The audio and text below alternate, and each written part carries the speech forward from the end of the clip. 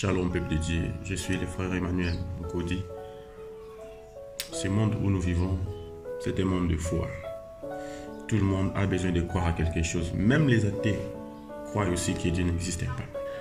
Mais le problème, ce n'est pas la foi que tu as envers une chose. Tu priorises. Voilà pourquoi nous les chrétiens, notre foi est basée sur Jésus-Christ qui est une vérité tangible. La Bible a parlé de la renouvellement de l'intelligence. La Bible a parlé de la nouvelle naissance. La Bible a parlé de la grâce. La Bible a parlé de la foi. La Bible a parlé des combats spirituels. Les combats spirituels ne doivent pas être négligés. Le combat spirituel est toujours là. Nous sommes toujours combattus. Chacun de nous a son propre combat spirituel. Moi, j'ai mes combats.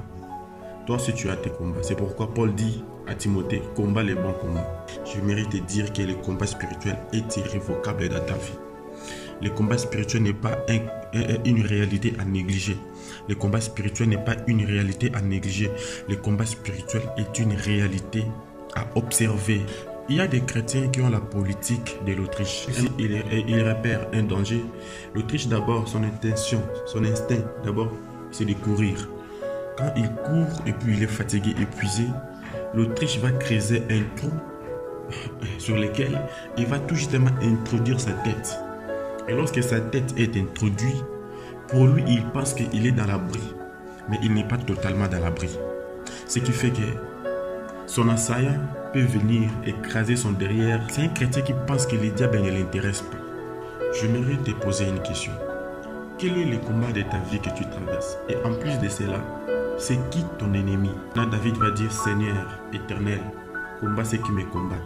David avait des combats. Et David aussi avait des ennemis. Premier ennemi de David, c'était les membres de sa famille. Deuxième ennemi de David, c'était Goliath. Troisième ennemi de David, c'était le roi. Voilà pourquoi j'aimerais vous inviter. C'est mardi. J'aimerais vous inviter toujours sur WhatsApp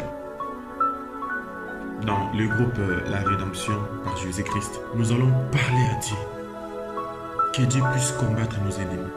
Et ensemble avec les anges, nous allons combattre nos ennemis et nous aurons la victoire au nom de Jésus-Christ à partir de 21h30 à 22h30.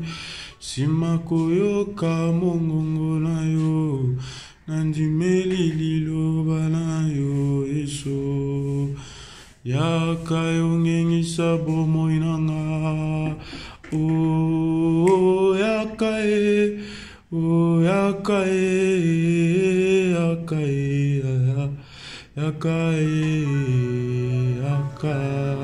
Seigneur Dieu, je prie pour ceux qui me suivent. Seigneur, bénis une vie.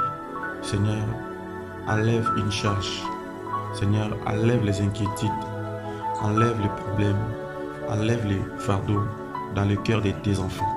Seigneur, j'ai prié pour tes enfants, mais j'ai prié pour ceux qui se confient à toi. Peu importe, ils peuvent se confier aussi. Ils peuvent aussi se confier dans leurs relations, mais tu restes la confiance primordiale dans leur vie. J'ai prié pour tous ceux qui cherchent ta justice. Seigneur, envoie ta justice sur tes enfants. J'ai prié pour ceux qui sont malades. Envoie ta guérison sur tes enfants. J'ai prié pour ceux qui ont des problèmes. Envoie la solution sur tes enfants. J'ai prié pour ceux qui sont confondus. Envoie l'orientation sur tes enfants. J'ai prié pour ceux qui n'ont pas la force. Envoie la force. J'ai prié pour ceux qui manquent le goût de vivre. Seigneur Dieu de gloire, assaisonne leur vie. Ce qui est impossible aux hommes, cela est possible à Dieu. J'ai prié pour ce mois de novembre. Soit un mois de témoignage. Soit un mois de l'accomplissement des promesses que tu nous avais promis depuis le début de cette année 2025. Bénis des vies. Que ta main puisse nous visiter. Que ta main puisse nous accompagner. Au nom de Jésus, nous avons ainsi prié.